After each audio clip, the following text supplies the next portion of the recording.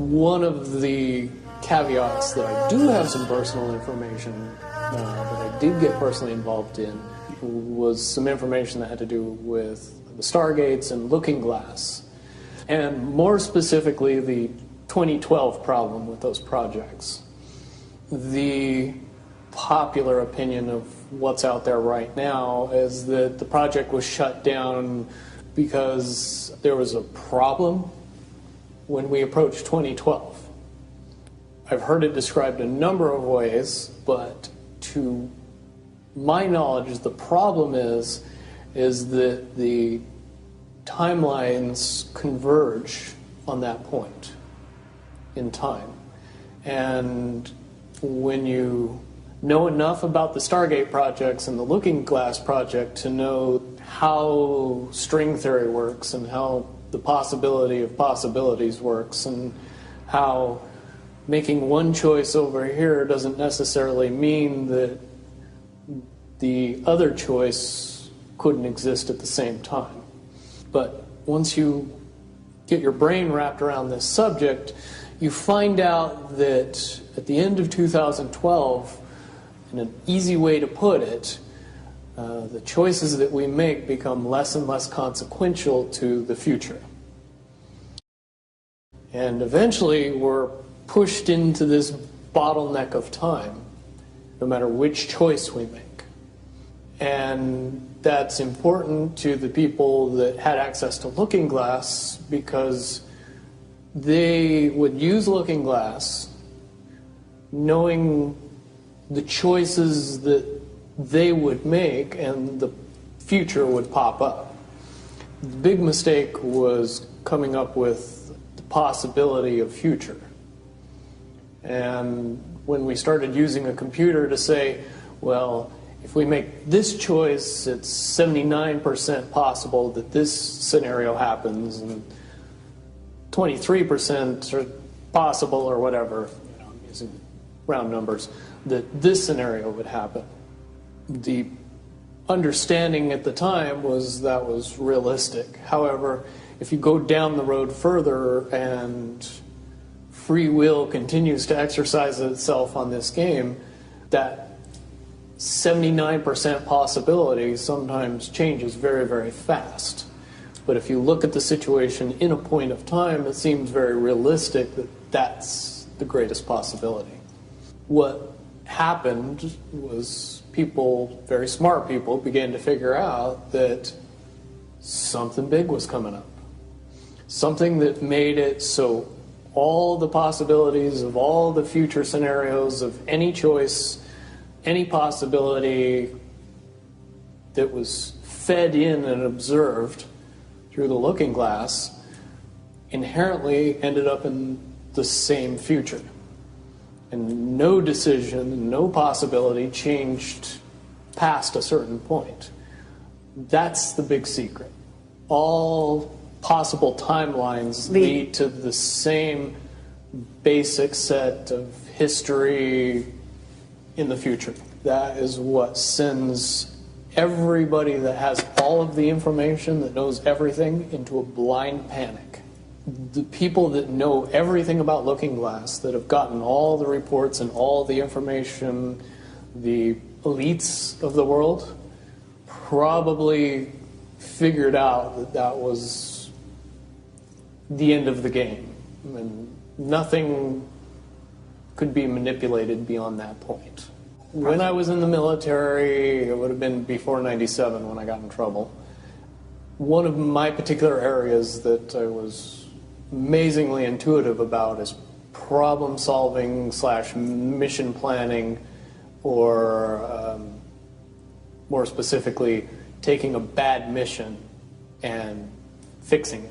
Certainly knowing how string theory and possible futures works makes it so you can work your mind very quickly to see the reality of what's happening and decide what decisions need to be made to change it for a particular outcome. At a certain point, after they're done hearing the computer tell them this is what's going to happen over and over and over and over again, all they become focused on is how do we fix it? What I do know is that I was called in and asked to solve this problem, this timeline contraction problem.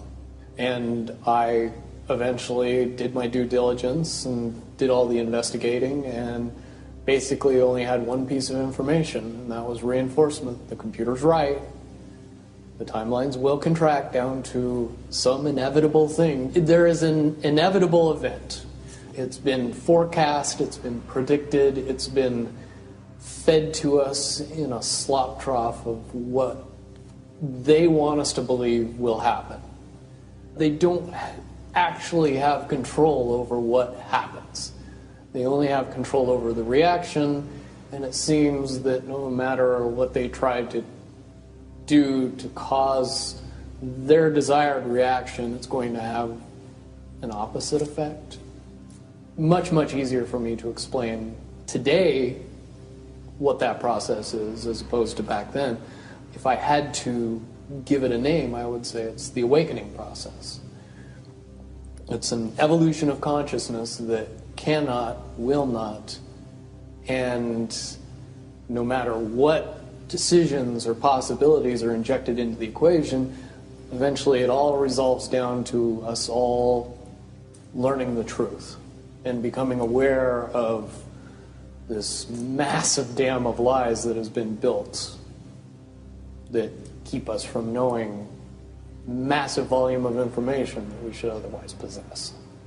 Essentially what happened with Looking Glass, not only did they not want people to use it anymore because they knew it was just going to burp out the same thing, but at the same time they didn't want anybody else to know what it was saying, I'm sure. Because that information was a monumental concern when I was in the military about how to prevent this inevitability. Now, at first I thought it was end of the world. Now I see end of the world as end of their world.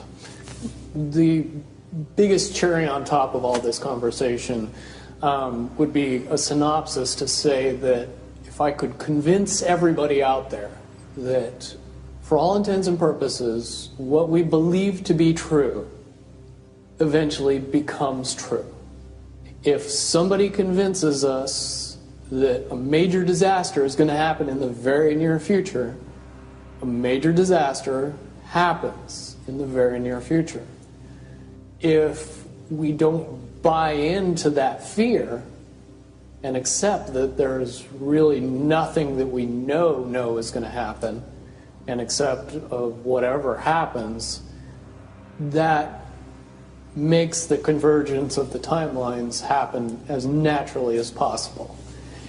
Any attempts to try to go away from this one inevitable conclusion, I again see as a new beginning, an end of this reality, the beginning of something that we can't even possibly understand based on the level of our beliefs currently.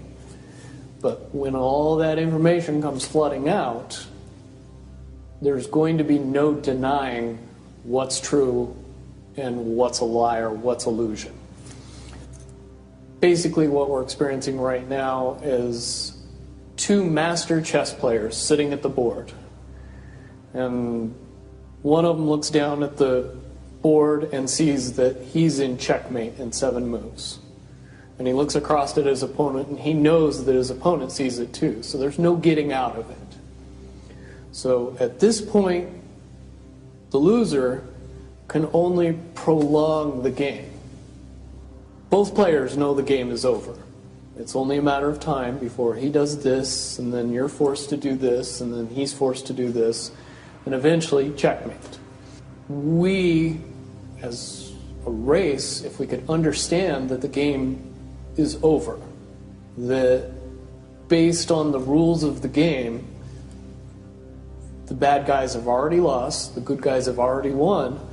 Yes, there's moves left on the table, but those moves are being forced by the player that is going to win. The only way that checkmate can't happen is if the player that's winning makes a mistake. But from all of the information that I've gathered, all of the information that's been given, all of the information that's been vetted to me, it seems pretty obvious that the good guy player on the side of the chessboard knows exactly what has to be done to win the game. And so at this point, any mistake would be all but impossible. But again, you really have to understand the game to know that the guy that's losing is lost. And I'm sure most people sitting watching a chess match between two advanced chess players know the game's over long after the two players know it's over. Because they can't see the board and see that there's only 7 moves left.